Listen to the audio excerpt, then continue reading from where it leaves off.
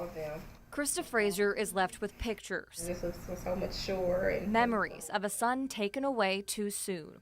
it was just like a feeling that I can never explain again. Dejan was 18, a football standout with a full scholarship to play in college. But on May 6th, everything changed. He and two classmates were shot in a parking lot. Dejan later died in the hospital. For the past 7 months, Krista has lived with the fact that her son's killer is still at large. Due to this violence, this gun violence, this senseless homicides, I have to live my life without my son being able to live out his dreams. And it's a story she's seen repeat. More than a dozen young men and women killed and no one arrested. 17-year-old Montel Ligon shot to death outside of a church.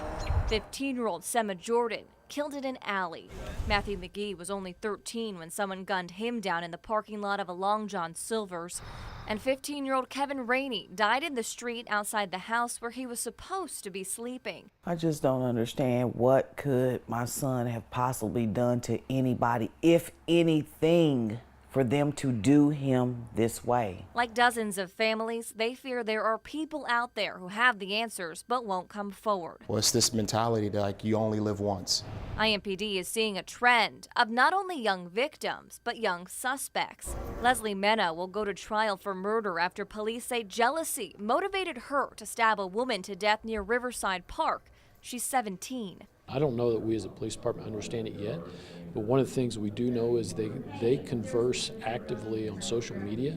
5 teens are tied to one of the biggest crimes of the summer, a drug robbery that turned into a triple homicide at the Somerset Lakes apartments.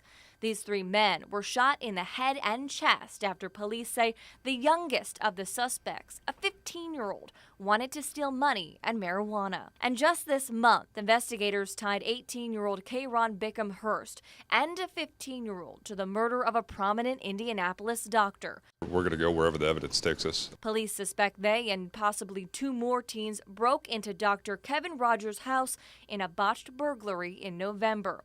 The latest case of teen violence taking a terribly wrong turn.